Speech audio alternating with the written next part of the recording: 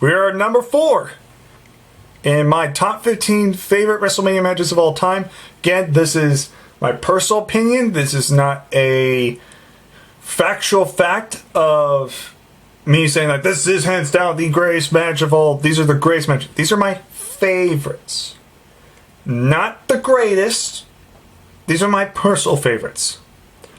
Our next match is the only women's match from WrestleMania to be on this list. Mickie James and Trish Stratus, I want to say right now, would have been on this list, but would have been a lot lower. I have to probably done like a top 30. And it'd probably be on that list somewhere. Maybe even top 25. I would put Mickie and Trish on that list. Because that was a really good match from WrestleMania 22. But we had, for the vacated WWE Women's Championship, they brought back the Women's Championship after surrendering that god-awful looking Divas Championship design. Thank God. The Divas division was officially dead. And this match, thank you. We had Charlotte versus Becky Lynch versus Sasha Banks. The triple threat match for the vacated or inaugural Women's Championship. Everyone, everyone shits on WrestleMania 32, saying it was a terrible pay-per-view. If you want my honest opinion, I think WrestleMania 32 is superior than WrestleMania 30, and that's going to piss people off. I know that's going to piss off the Lexmen or just Alex. I know that's going to piss off, the Saw Monster, Jason. But guess what? This is my personal opinion. Guess what? If just Alex wants to shit all over Shotzi Blackheart and say, I don't get her, then I think I have a right to say, I don't get WrestleMania 30. Really? I don't get WrestleMania 30.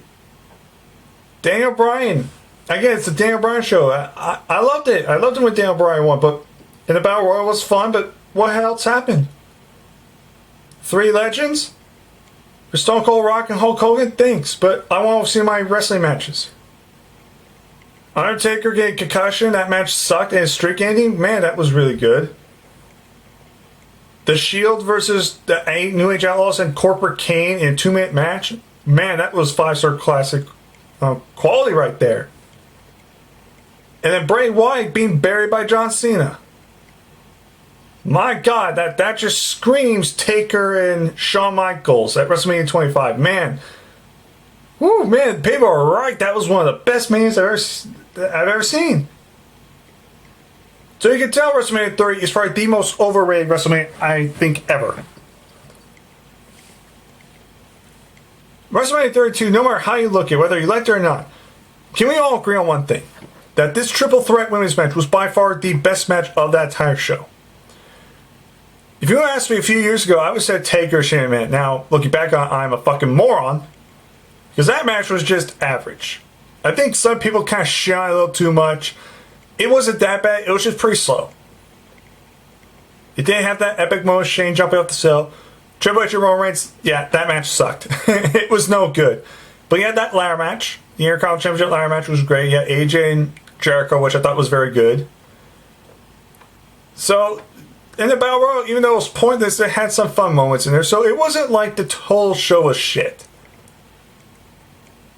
If this match did not happen, then I think WrestleMania 32 would have been one of the worst Manias. Or at least one of the weaker ones. If it weren't for this match, I think WrestleMania 32 would have went from being just an average, decent show to a bad show.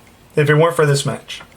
These 3 women killed each other. And after I watched the match, after when Charlotte won the championship and the confetti went everywhere, I told myself out loud, I was like, you know what? That felt like a main event.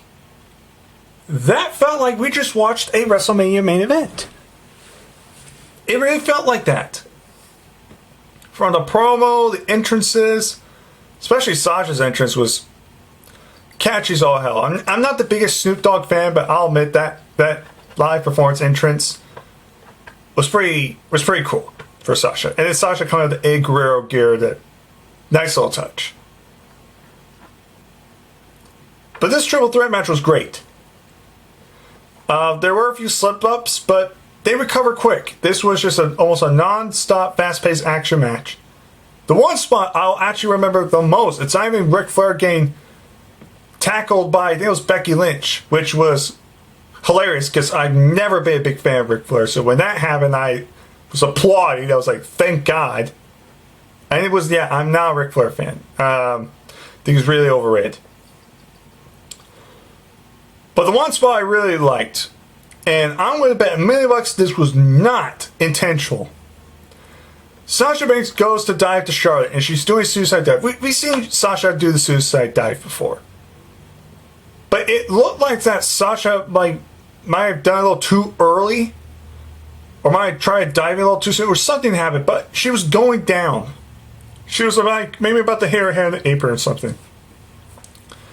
So what she does is she fixes it in probably one of the best ways to fix almost a botch. She goes for a suicide dive, meaning like when her body halfway through the ropes. When she's about to go down, she curls herself out to a ball and basically launches herself like a cannonball, a midair cannonball senton right into Charlotte. That spot will always sink in my mind because I just thought, man, you could tell Sasha was about the botch. If that was actually intentional by Sasha, then that looked sick. But that was a botch. That had to be one of the greatest botch saves I've ever seen in my entire life. Sasha turned it, a suicide dive from a career ender, possibly, or really bad botch, and turned it and fixed it and made it look like a cool move. So Sasha in this match was on fire. Becky Lynch, this was before the man stuff, so Becky was still the quirky, lovable girl next door, which I always love that Becky, hey, Becky, if you're listening to this, I still would like to challenge you to a contest.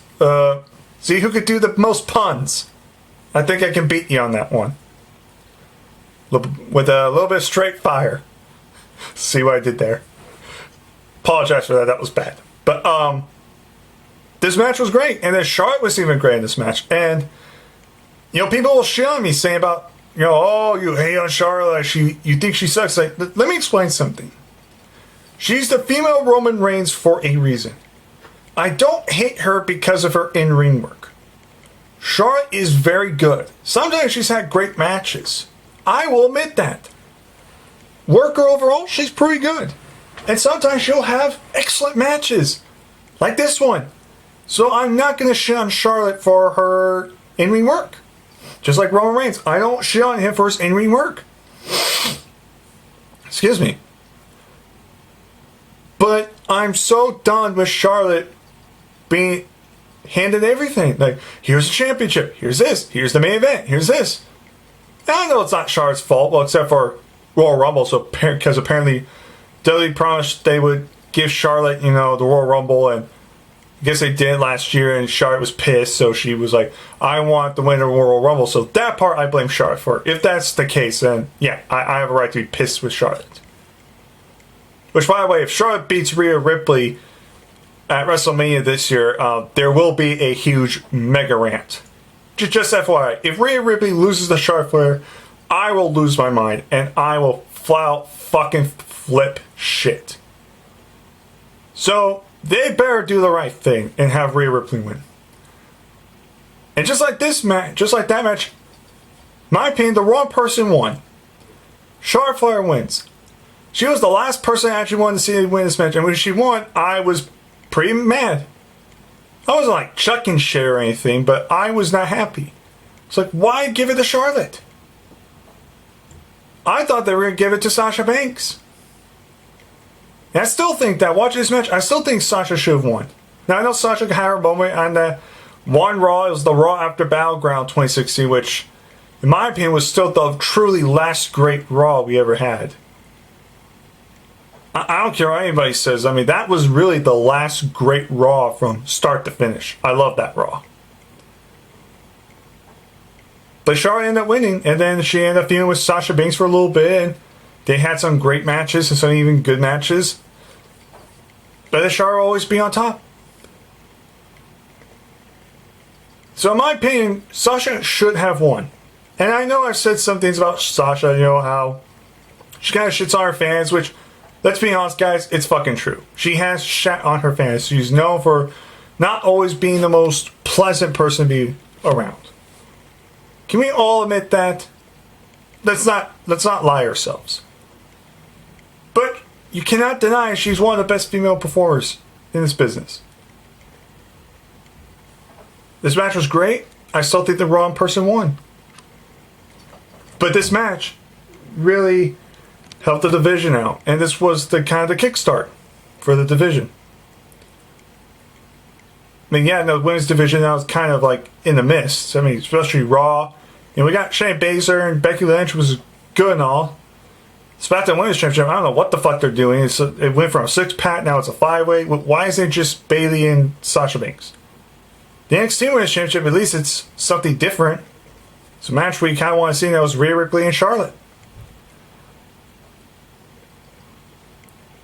But like I said, Rhea better win that match because, God forbid, enough with the Charlotte stuff. I'm already sick and tired of Charlotte. Charlotte's only been WWE for what, like 5 years? She's already a 10-time champion? Like, come on, guys. Give her a break. But besides that, though, this match was fantastic. One of the better triple threat matches in the business.